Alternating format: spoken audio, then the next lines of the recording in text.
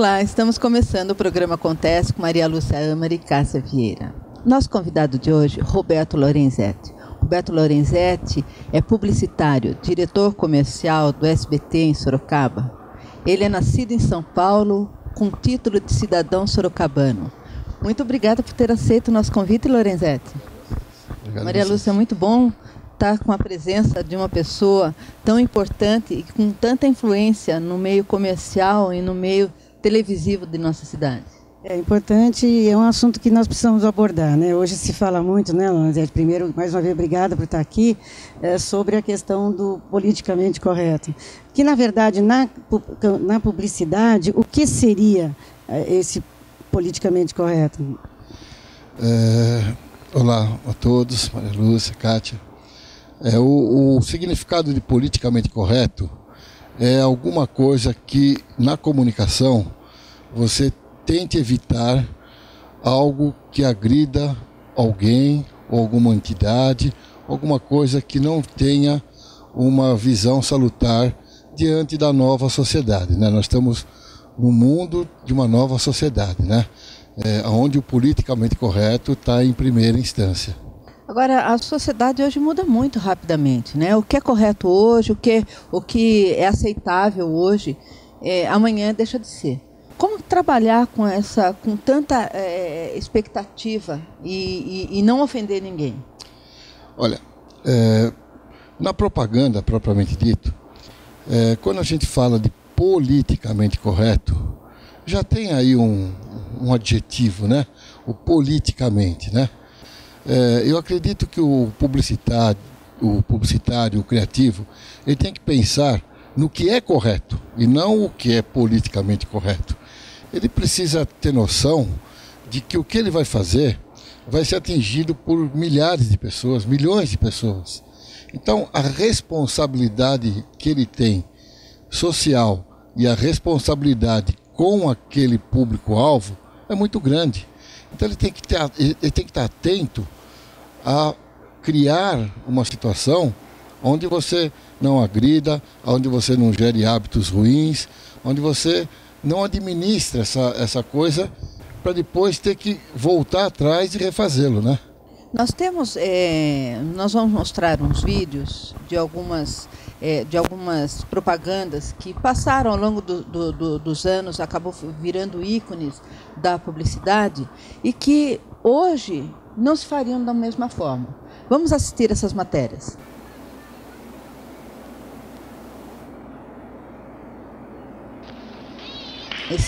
Essa propaganda, todo mundo que não seja tão jovem, se recorda sobre o primeiro sutiã, né? E foi muito divulgado, ficou muito famoso, e até a moça que apresenta, a menina que apresenta aí, ficou muito famosa na época, né, Maria Lúcia? Hoje, como é que você veria isso, né? Uma campanha publicitária com esse tema? Eu acredito que hoje a menina, na época, era menor de idade. Então, eu acredito que uma boa parte da sociedade ia comentar que esse tipo de comunicação não seria adequado porque ela era menor de idade, incitação ao sexo, pedofilia. Então, hoje se fala tanto nisso, sempre existiu, né? Mas hoje é tão forte, né, Cássia? E aí, eu tenho certeza que uma boa parte aí de instituições não iriam querer que isso mostrasse, porque os pedófilos, né? É porque na época também não existia internet, né? Exato. Então não tinha tanta citação de pedofilia, né? Correto. Então ele poderia hoje ser entendido como fosse uma indução para uma pessoa que não tenha uma responsabilidade. Nós vamos para uma próxima propaganda.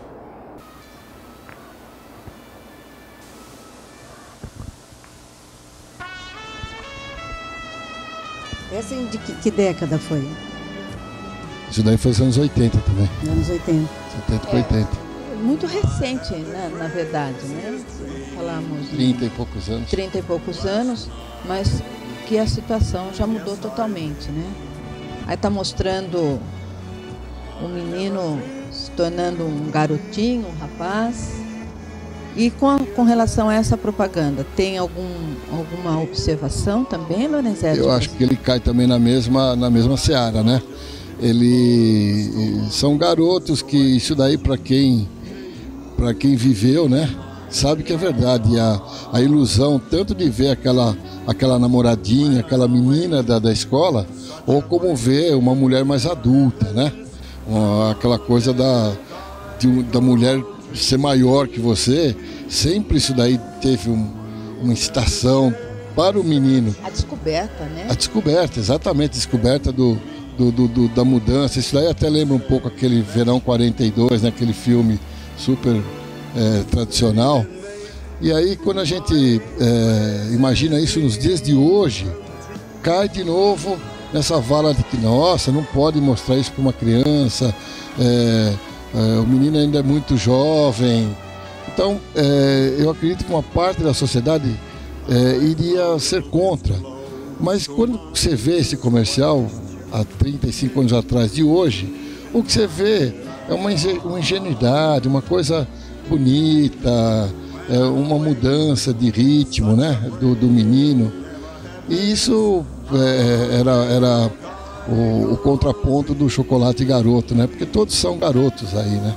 Agora, você está falando há 35 anos e hoje, ele, de certa forma, ele seria visto muito mais agressivamente do que nesse momento.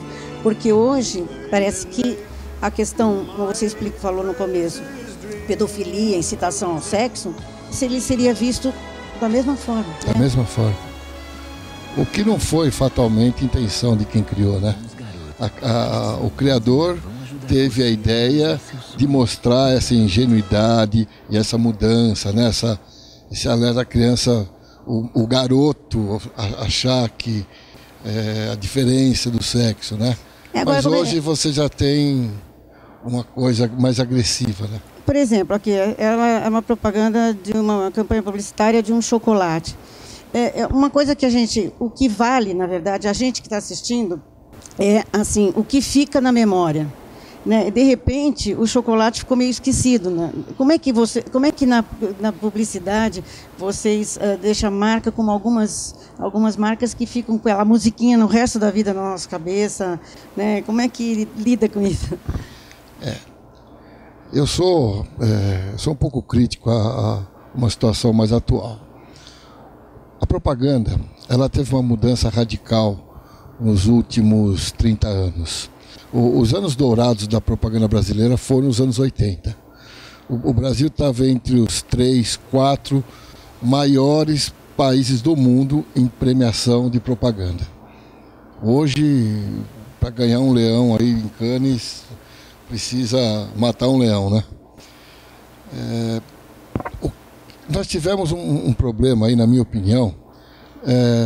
Nós tivemos um hiato, né? Até tiraram o hiato do português, né? Tiraram. Mas nós tivemos uma queda. Mas o que já teve, já teve. O que já teve, é verdade. Nós tivemos aí uma diferença dos anos 80, 90 para os dias atuais. A tecnologia, os computadores fizeram os publicitários terem bons diretores de arte, ou seja, a imagem. Mas a imagem voltada a uma referência de tela e não desenho. Você não tem quase desenhista hoje. Porque o desenhista, na verdade, ele tinha a cabeça na ponta do lápis, né? Ele ia criando em cima do desenho. Hoje você pega uma imagem e usa de referência. Mas o que está faltando, que nessas campanhas tinham, e se você vê o desenrolar da história, o chocolate aparecia no final, o próprio sutiã, a marca no final, mas tinha uma história, tinha um enredo. Hoje, você põe um monte de imagens, uma música, né, uma trilha sonora, e assina o que você quiser. Assina cerveja, assina sandália, assina viagem, assina carro, qualquer coisa. Então fica tudo muito igual. Não tem o que a gente chama do enredo, que é, na verdade, o redator. Entendi. O que nós não temos hoje é redação. Você acha que caiu muito as campanhas publicitárias no Brasil em termos de originalidade? Em termos de, assim, Maria Lúcia, o livro é melhor do que o filme. Em Hollywood, o roteirista é o mais importante. Se não tiver um script, se não tiver um texto, você não consegue desenvolver uma história. E se a gente analisar hoje, o nosso português está perdido, né? A gente vê campanha, outdoor, com erros de português absurdos, né? Então a gente foi muito bem, se desenvolveu muito bem a propaganda na imagem, até por causa da tecnologia, mas a criatividade vem do redator. A maioria das campanhas publicitárias começavam em cima de um texto. O redator criava o mote e o diretor de arte trabalhava a imagem em cima da criação. Tinha começo, meio e fim. Tinha roteiro, né? Tinha roteiro. Então hoje dá a impressão que, você pode ver, se a gente fizer aqui uma pesquisa, a gente não lembra de propaganda de hoje. Nenhuma marca deixa. Você não lembra. E até porque só se fala em preço. Por exemplo, eu lembro muito, que é da minha época, faz tempo, a propaganda do Cobertores Paraíba, porque naquele horário minha mãe mandava a gente dormir. Então começava a musiquinha, 9 horas. Tá na hora de dormir, aquela musiquinha. Ficou o cobertor, nem existe mais. Mas na cabeça da gente, é capaz de a gente chegar na loja e pedir que vai comprar um cobertor, procurar pelo Paraíba 30 anos depois, 40 anos depois. Esse daí foi um case de criatividade em mídia, né? Porque o comercial era um desenho, né? Do menininho de pijaminha indo dormir. Mas a mídia foi marcada nesse momento porque ela tinha um único comercial por dia. Só que no mesmo horário. Então isso que você falou, marcou e taxou isso, né? Tem aquele também famoso das pernambucanas, né? Quem bate é o frio. Desenho, se a gente olhar hoje, ele até, para os dias de hoje, ele é meio ogro, né? O desenho, a situação. Só que o enredo, eu não vejo mais, até copiam, né? Café, teve tanta coisa, Banco Nacional, né? Ele tinha uma história, nós estamos falando de 30, 40 anos, e a gente não esquece. A gente era criança quando eu via isso. Não dá medo, às vezes, para campanha publicitária, porque é uma responsabilidade muito grande, né? Já aconteceu de marcas famosas que começaram a ver preconceito naquela campanha e tiveram que tirar do ar. Preocupa muito, assim, quando vão fazer uma... o CONAR acho que nunca trabalhou tanto, né? O CONAR é um órgão, um colegiado, né? Conselho Nacional de Autorregulamentação. Ele, para ter uma ideia, ele foi fundado em 1950. Ele é bem antigo. E o CONAR tem aí um colegiado formado por empresários, publicitários, pessoas de outros setores, que ele não tem poder de polícia, ele não pode multar, não pode prender, mas diante de uma reclamação, ele vai e atua. Nós temos uma pessoa em Sorocaba que é uma representante, é uma pessoa que trabalha para o CONAR. Ele é um órgão que não tem salário, né? É uma agência reguladora. É uma agência reguladora. E a Tânia Pavlovski, da TV Sorocaba SBT, é uma das juradas do CONAR. Uma vez por mês ela vai para São Paulo para se juntarem, para avaliarem as campanhas. Mas o que a gente vê é alguns excessos, né? O CONAR está com uma campanha no ar muito interessante, muito inteligente, mostrando os abusos e os acessos, né? e os excessos.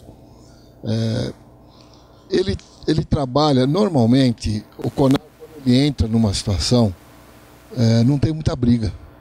As pessoas recuam. Já vai decidido o que tem que ser feito. E o que está sendo aí punido, ele normalmente acata, porque para ele enfrentar uma briga dessa, ele está enfrentando uma briga com muita gente, né? É a sociedade inteira. Então isso pode ser muito ruim para a marca. Lorenzetti, nós temos um último vídeo que nós queremos dar uma olhada. Nós vamos comentar também que está aí envolvendo animais. Hoje ele acaba também recebendo algumas críticas por estar utilizando animais, né, Lorenzetti? É uma graça. A crítica qual seria? Que incitaria as crianças a fazerem isso com os animais? Maus tratos, né? Alguma coisa focada em maus tratos. Na verdade, esses animais todos adestrados, todo trabalhado, né? E era uma simbologia entre quem tem o amortecedor, quem tem a habilidade e quem não tem, né? Correto. Mas eu não tenho dúvida que hoje ele teria alguns problemas, né? Com algumas associações, né? Lorenzetti, o comprometimento do publicitário, ele está todo voltado, comprometido com o cliente dele.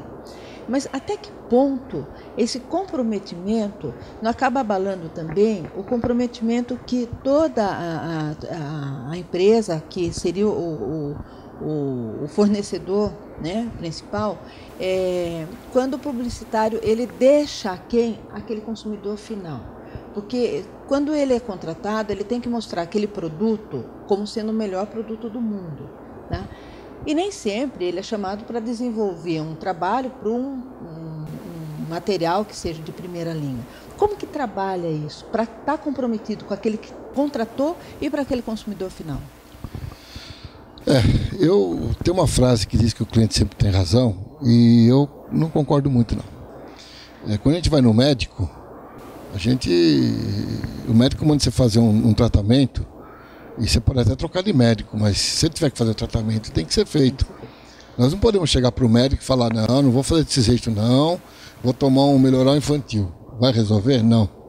Mas você não pode contrapor um profissional, porque senão não deveria contratá-lo, né? O que a gente vê muito é que o anunciante ele aprendeu um pouco de propaganda, até porque é uma profissão de cara um pouco fascinante, mas as pessoas veem só o lado bom dela, né? Não veem toda a técnica que existe nela. E aí ele quer criar do jeito que ele acha que tem que ser, ele quer veicular onde ele assiste, a gente até brinca, sempre falou isso na propaganda, você tem que colar o outdoor no caminho da rua do cliente, né? Onde ele mora. Mas isso não é o correto. O publicitário ele tem que provar para o seu anunciante de que o que ele está querendo fazer é melhor do que às vezes estão falando. Às vezes a opinião é um pouco subjetiva, né? Porque é uma ciência humana. O que regularia isso, o que deveria resolver isso, seria a pesquisa. O que hoje não se faz muito. Antigamente tinha pesquisa de mercado, para você colocar um comercial no ar, os grandes anunciantes, eles faziam uma pesquisa chamada pré-teste. Então ele colocava na sala as pessoas do seu público-alvo e passava o comercial. De acordo com aquela pesquisa, aquilo iria para o ar ou não, jogaria-se fora. Então eu chamava tinha pré-teste e pós-teste.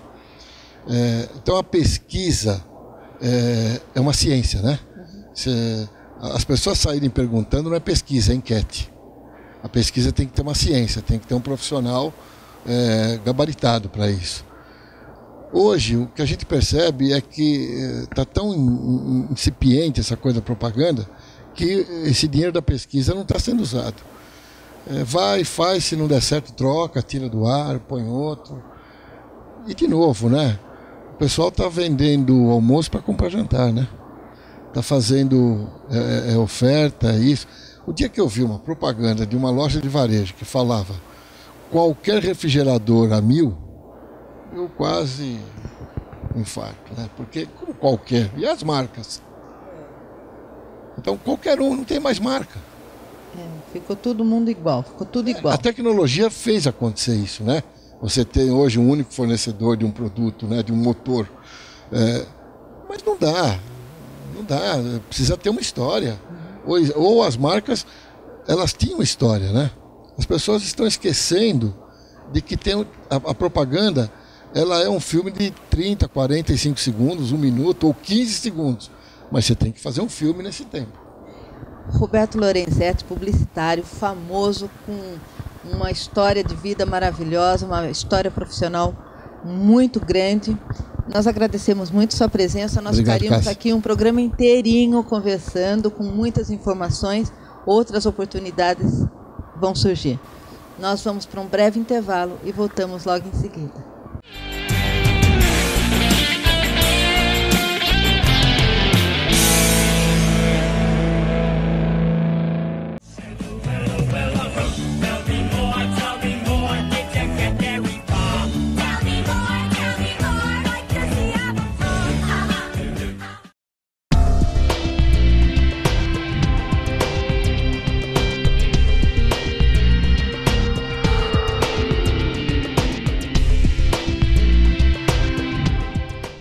Aqui é bem melhor. Rádio Máximo, o máximo em música.